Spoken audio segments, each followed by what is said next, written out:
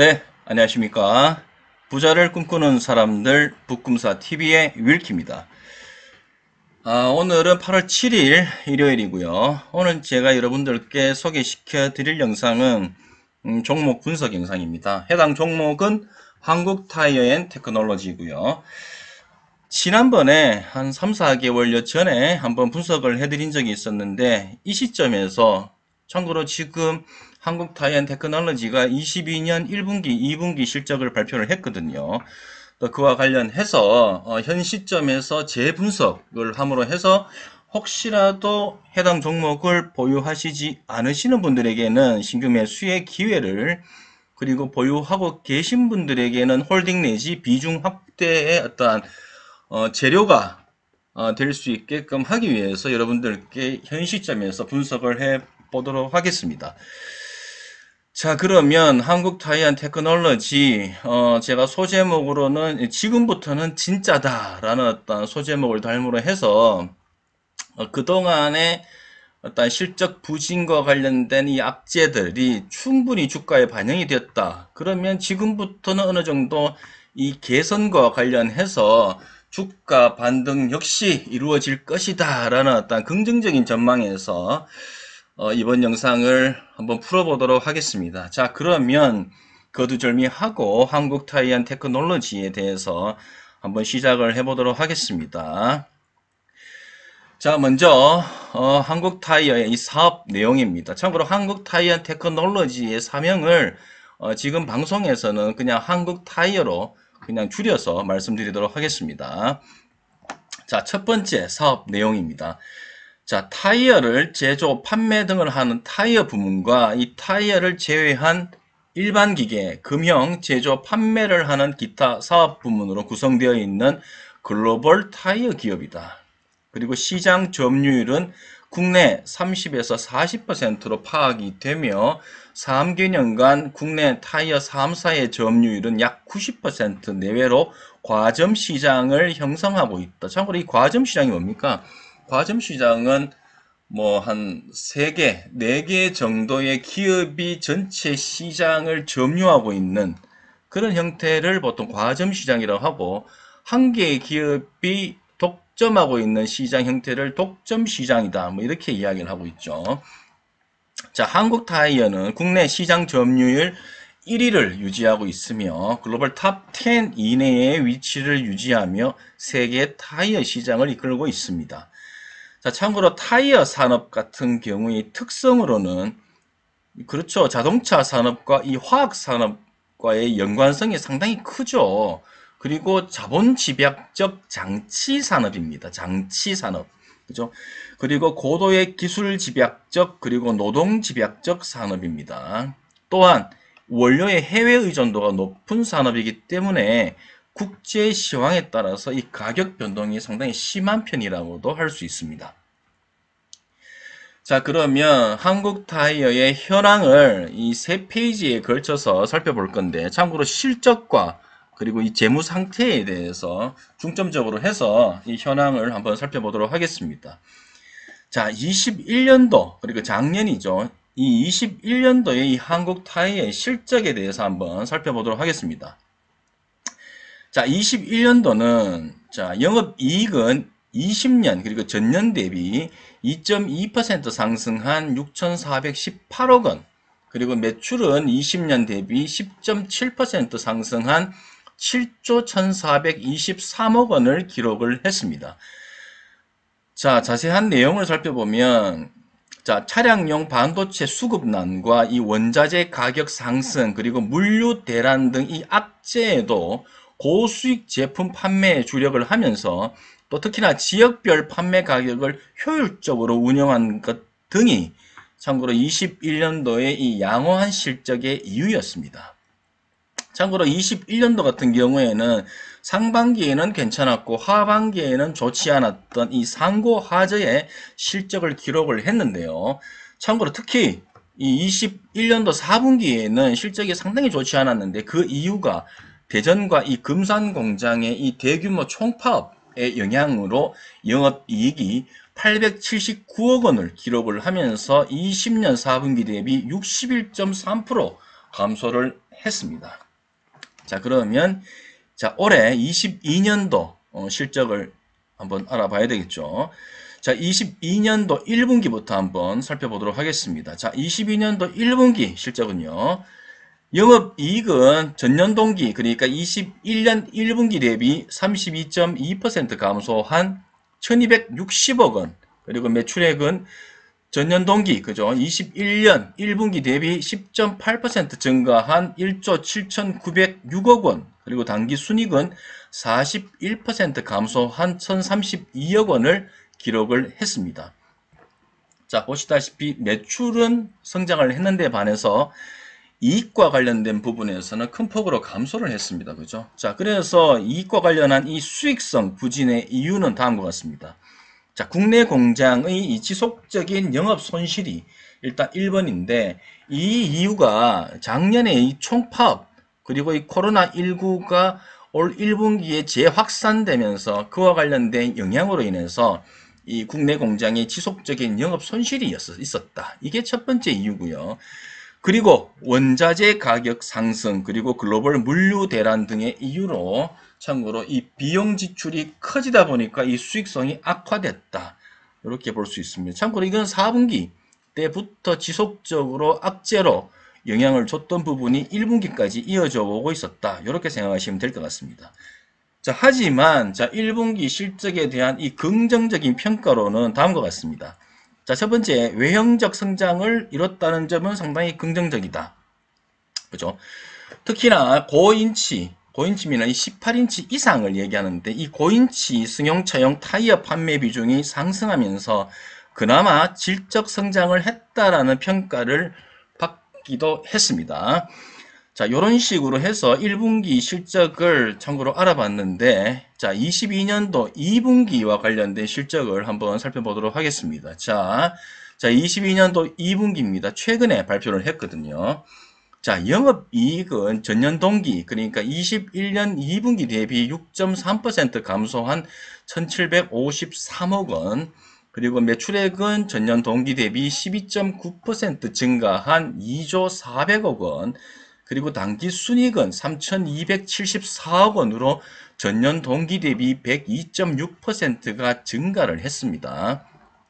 자, 아래에 보시면 자, 매출액 같은 경우에는 컨센서스를 무려 8%나 상회를 했고요. 그리고 영업이익은 컨센서스를 무려 12% 상회를 했고, 참고로 영업이익률 같은 경우에는 8.6%로 전년 동기에서는 10.4% 감소를 했지만 직전 분기, 자, 22년 1분기 대비해서는 7% 증가를 하면서 이 기존의 증권사들의 이 추정 실적을 크게 상회하는 이 어닝 서프라이즈를 기록을 했습니다.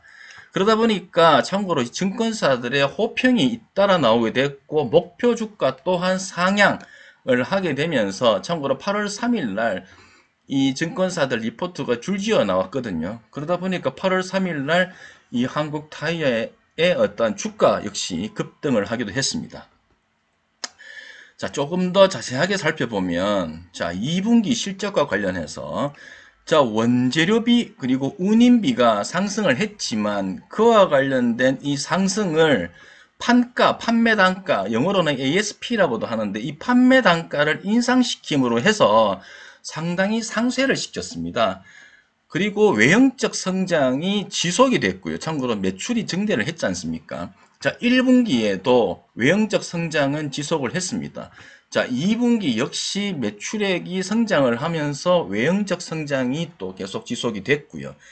그리고 참고로 이익적인 측면에서는 앞서 말씀드렸던 것처럼 자, 컨센을 12%나 상회하는 영업이익 실적을 기록을 했지 않습니까? 그래서 상당히 영업이익적인 측면에서도 컨센서스를 크게 상회하는 실적을 발표를 하는 정도의 이 견조한 방어를 했습니다. 자, 2분기 실적에 대한 평가죠.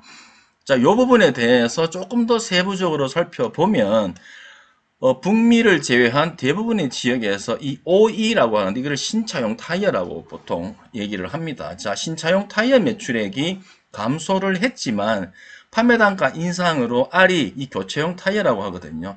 이 RE의 매출액이 증가하면서 외형적 성장은 그래도 기록을 했다. 또한 러시아와 이 우크라이나 전쟁, 그리고 중국의 재봉쇄, 그리고 인플레이션 등의 영향으로 전년 동기 대비 영업이익이 감소를 했고, 특히 한국 공장의 경우에는 올해 상반기까지의 이 누적 적자가 지속이 된 것은 상당히 아쉬운 부분이다. 이렇게 설명을 하고 있습니다. 하지만 앞서서도 보셨던 것처럼 1분기 때도 마찬가지였지만 2분기 역시 이 고부가 가치 제품인 이 고인치, 18인치 이상의 이 승용차용 타이어 판매 비중이 전년 동기 대비 상승을 하게 되면서 질적 성장은 이어가고 있다는 점은 상당히 긍정적이다. 이렇게 평가를 해볼 수가 있을 것 같습니다. 자, 그러면 이 현황의 이 재무적인 어떤 부분을 살펴볼 건데요. 자, 재무적으로는 한국타이어 부채 비율이 상당히 낮은 편입니다. 부채 비율이 40%대고요. 그리고 당좌 비율이 160%대로 상당히 이 당장 현금화할 수 있는 자산이 많다. 이렇게 보시면 될 것 같습니다. 그리고 유보율 역시 13,000%로 재무적으로는 상당히 안정적이다. 자, 회사 내부에 현금이 많다, 쌓여두고 있는 현금이 많다라고 볼 수 있어서 상당히 돈이 많은 회사다. 이렇게 생각하시면 될 것 같습니다. 자, 그리고 현재 주가 수준 감안해서 이 멀티플 지표인 PER과 PBR을 살펴보면 먼저 PER 같은 경우에는 현재 22년 1분기와 2분기 실적이 발표가 됐는데 이 1분기와 2분기 실적과 관련된 이 EPS를 토대로 멀티플 지표를 보면 PER은 8에서 9배 정도 수준에 나오고요. 그리고 CBMF PER은 약 7배 수준이 나오게 됩니다. CBMF PER이라는 것은 현재까지 발표한 실적을 토대로 앞으로 12개월 추정 실적을 감안한 PER을 구해서 나타낸 값이고, 참고로 이 CBMF PER은 7배를 예상을 하고 있습니다. 그리고 PBR, 그죠? PBR은 0.58배. 현재 순자산 가치 대비해서 이 주가의 위치는 0.58배 수준. 상당히 저평가 구간이다. 이렇게 설명드릴 수가 있습니다.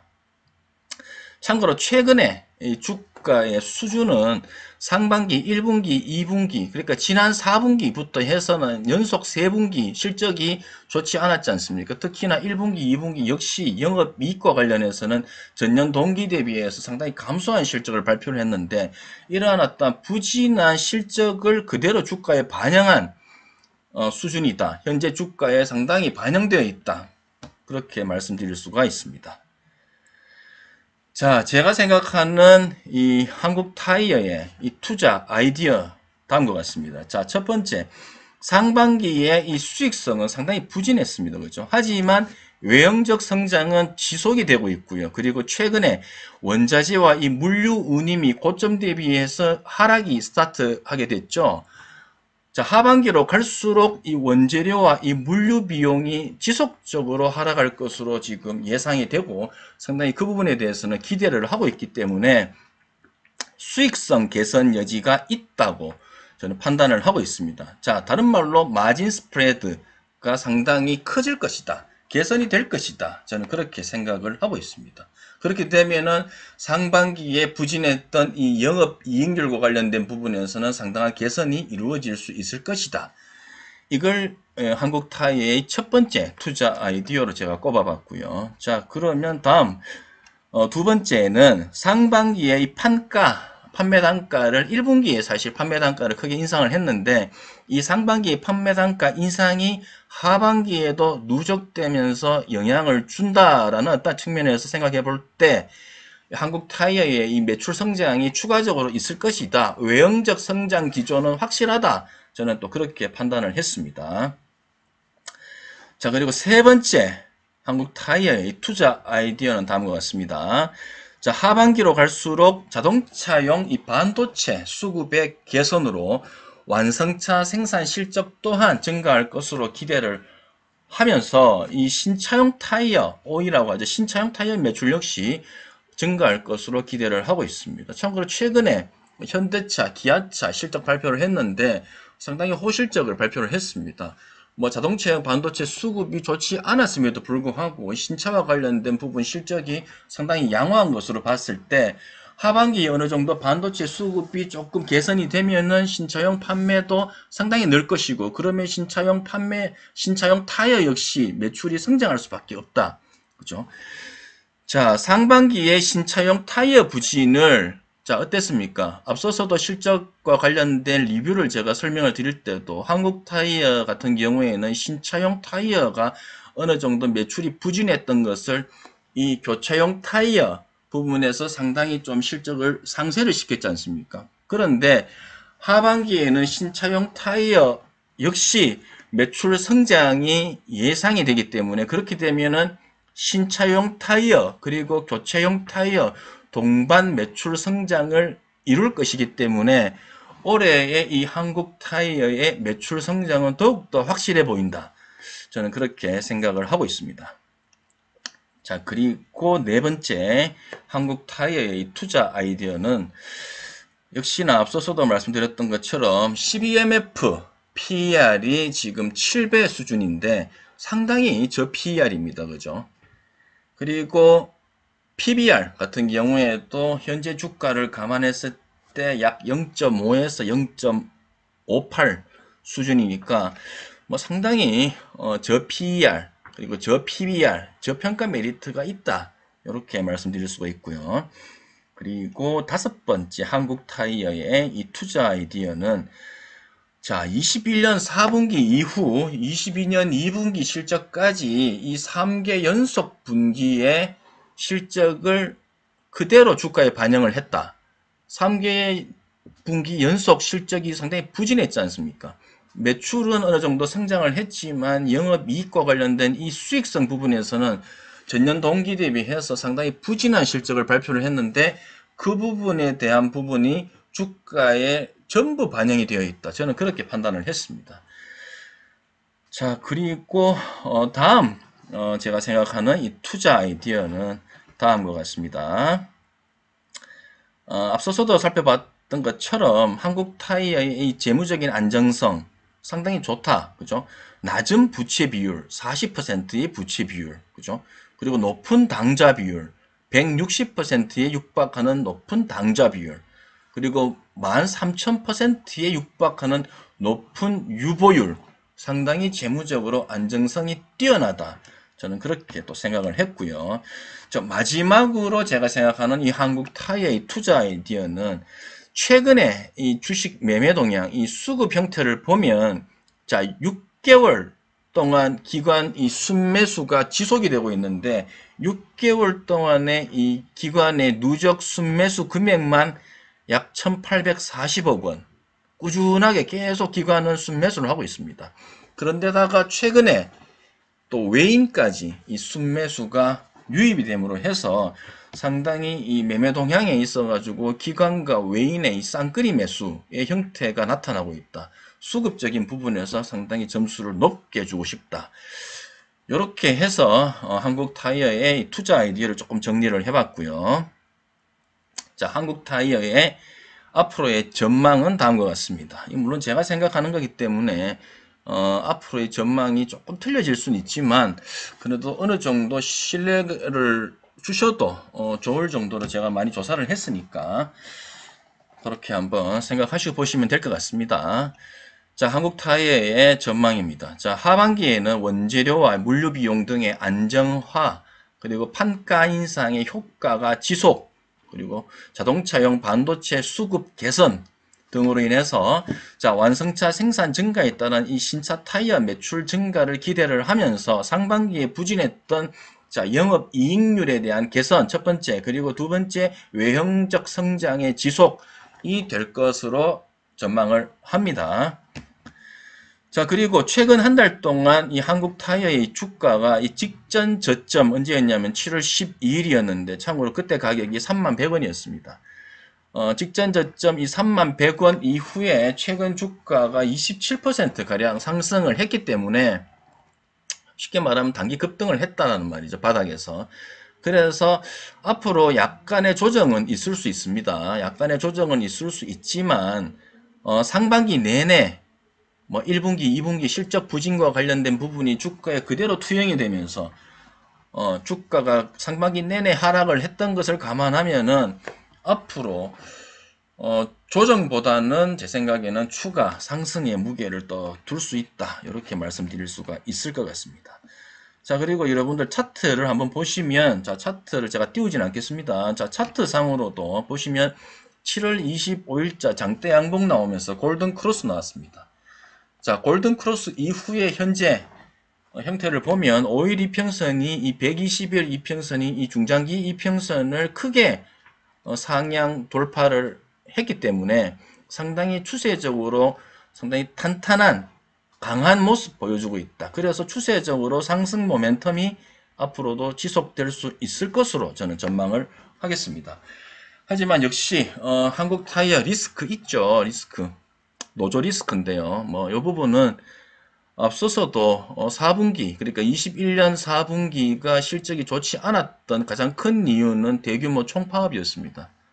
한국 공장이 대규모 총파업이었는데 이 부분 같은 경우에는 앞으로도 계속 리스크로 지속적으로 나올 것으로 예상을 하고 있습니다. 이 부분은 크게 언급을 하지 않겠습니다. 자, 그러면 한국 타이어의 밸류에이션입니다. 앞서서도 계속 밸류에이션과 관련해서 말씀드렸죠. 자, 현재 주가를 감안한 자, 멀티플 지표 첫 번째 PER 그리고 PBR 두 개를 볼 건데, 자, PER 같은 경우에는 22년 1분기와 2분기 실적을 그대로 반영을 했을 때 PER을 보면 약 8에서 9배 수준이다. 그죠? 자, 그리고 현재 최근까지 발표한 실적을 감안해서 앞으로 12개월을 추정을 했을 때 12개월 추정 실적 감안 PER은 7배 수준까지 떨어질 수 있다. 상당히 저평가 구간이다. 그죠? 그리고 PBR 같은 경우에도 지금 0.5에서 0.58 요 사이 구간에 있는 만큼 상당히 낮은 밸류에이션을 나타내고 있다. 이렇게 설명드릴 수가 있습니다. 자, 제가 이렇게 적었죠. 최근에 주가는 앞서서도 계속 말씀드렸던 것처럼 상반기, 그러니까 지난 어찌 보면 21년 4분기부터 해서 연속 3개 분기에 이 부진한 실적을 그대로 반영을 했다. 근데 앞으로는 실적이 조금씩 개선이 될 것을 감안하면은 주가는 어찌 보면은 지금부터도 계속 추세적으로 우상향할 가능성이 높다. 이렇게 또 생각을 말씀드릴 수가 있을 것 같습니다. 자, 그러면 끝으로 한국 타이어의 이 가격 전략입니다. 가격 전략. 자, 한국 타이어 현 시점에서 만약 매수를 하셨을 때, 자, 조금 길게 보십시다. 자, 6개월을 감안했을 때 6개월 보유 목표가는 48,000원 제가 한번 제시를 해보겠습니다. 자, 그리고 손절가. 제 방송에서 늘상 말씀드리는 이 손절가는 큰 의미가 없습니다. 다만 그냥 혹시라도 이 부분까지 내려가게 되면 너무 흔들리지 마시고 혹시라도 여유 자금이 있으시면은 추매하셔라 라는 정도로 그냥 손절가를 알려드릴게요. 이때 뭐 팔고 떠나라 이렇게 말씀드리기에는 제 스타일하고 너무 맞지 않아서, 하지만 대부분의 시청자분들께서 이 손절가도 궁금해 하시더라고요. 그래서 손절가를 일단 언급은 드리겠습니다. 자, 6개월 보유 목표가 48,000원 자 제시를 했고, 자 손절가는 34,000원 제시를 하겠습니다. 자, 이상으로 한국 타이어 앤 테크놀로지의 현 시점에서 다시 한번 더 분석을 해봤습니다. 어떻게 도움이 되셨는지 모르겠습니다. 자, 앞으로도 좋은 영상으로 또 찾아뵙도록 하겠습니다. 제 방송을 혹시라도 구독을 하시지 않으시고 보시는 분들은 반드시 구독 부탁드리겠고요. 그리고 좋아요, 그리고 응원 댓글도 부탁드리겠습니다. 네, 감사합니다.